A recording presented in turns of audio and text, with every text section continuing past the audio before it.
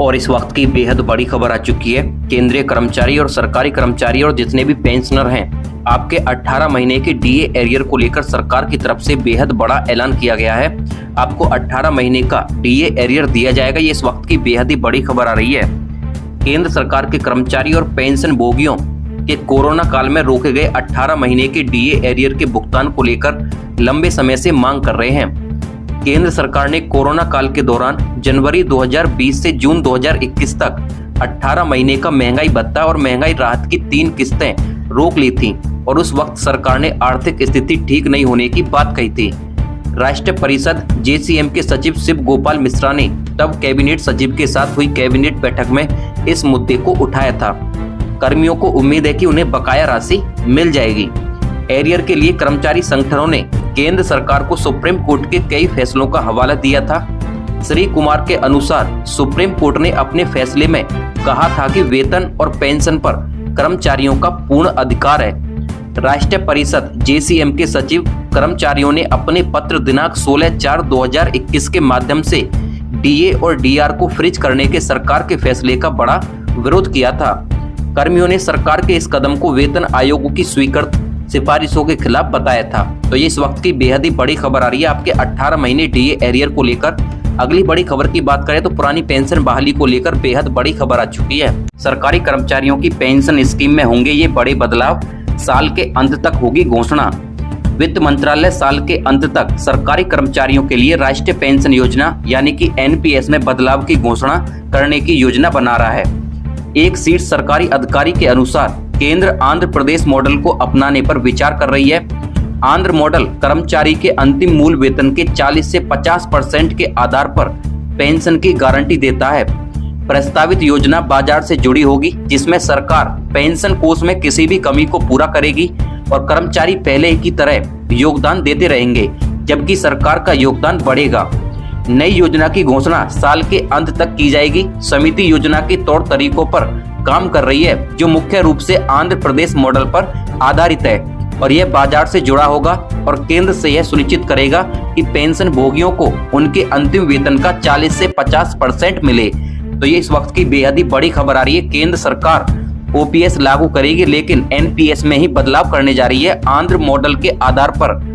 सूत्रों के अनुसार चुनाव से पहले मतदाताओं को आकर्षित करने के लिए राष्ट्रीय पेंशन प्रणाली में संशोधन करने और पुरानी पेंशन प्रणाली के समान एक योजना शुरू करने के लिए भाजपा शासित राज्यों का दबाव है।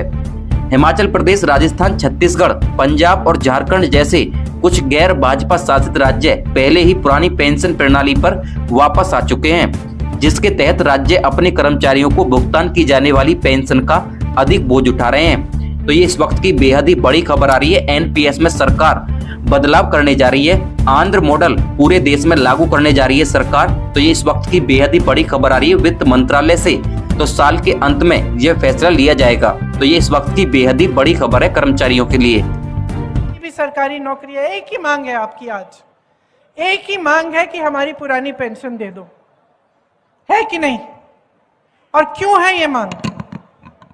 क्योंकि जो नौकरी आपने वफादारी से 20 सालों के लिए की, एक तरह से वो भी तो देश सेवा है। आपने देश के लिए सेवा की, आपने नौकरी की, तो क्या ये आपका हक नहीं बनता कि आप बाद में सुरक्षित रहें?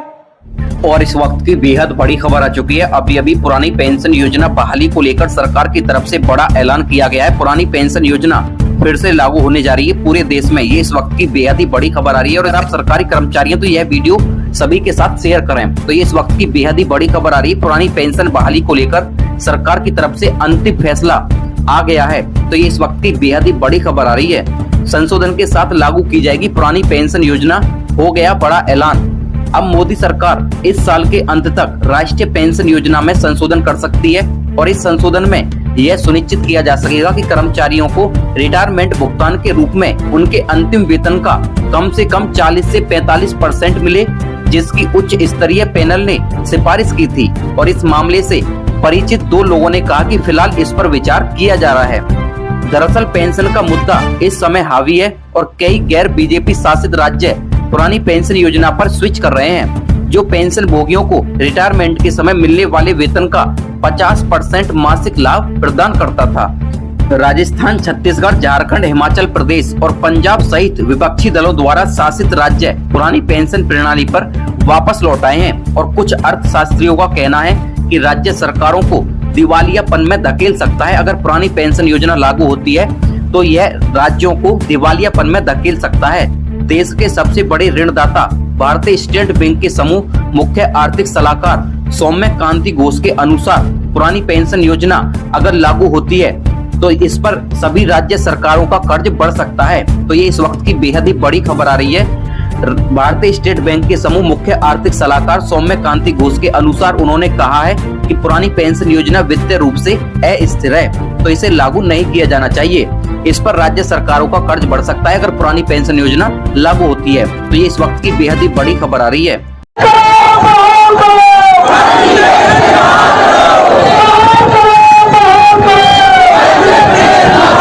और इस वक्त की बेहद बड़ी खबर आ चुकी है। पुरानी पेंशन बहाली को लेकर सुप्रीम कोर्ट में सुनवाई हुई। सुप्रीम कोर्ट ने बड़ा फैसला सुनाया है। पुरानी पेंशन बहाली को लेकर बेहद बड़ी खबर आ रही है। कर्मचारियों के लिए बेहद बड़ी खबर है। ओपीएस को लेकर पुरानी पेंशन बहाली को लेकर कर्मचारियों के लिए बेहद बड़ी खबर आ रही है सुप्रीम कोर्ट से। सुप्रीम कोर्ट ने अर्धसैनिक बलों को पुरानी पेंशन योजना का लाभ देने के दिल्ली हाई कोर्ट के फैसले पर रोक लगाई। सुप्रीम कोर्ट ने हाल ही में दिल्ली उच्च न्यायालय के उस आदेश पर रोक लगा दी है जिसमें निर्देश दिया गया था कि पुरानी पेंशन योजना यानी कि ओपीएस केंद्रीय सशस्त्र पुलिस बलों यानी कि सीएपीएफ पर लागू होगी। तो ये इस वक्त की बेहद बड़ी खबर आ रही है। सुप्रीम कोर्ट ने अपने एक फैसले में कर्मचारियों के हित में अहम टिप्पणी की है। शीर्ष अदालत ने कहा कि अगर सेवा की शर्तें वैधानिक आवश्यकता के अनुरूप नहीं हो तो कर्मचारी को इन्हें चुनौती देने का पूरा हक है।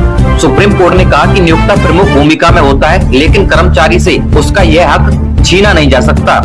बेशक नियोक्ता को अपनी शर्तें लगाने का पूरा अधिकार है लेकिन साथ ही इन शर्तों की खामियों को चुनौती देने के लिए कर्मचारी भी स्वतंत्र है। अगर कर्मचारी द्वारा शर्तों को चुनौती देने से उसकी नौकरी जाती है तो कोर्ट ऐसे मामलों में न्यायिक नोटिस भी जारी कर सकता है। तो ये इस वक्त की बेहद बड़ी खबर आ रही है।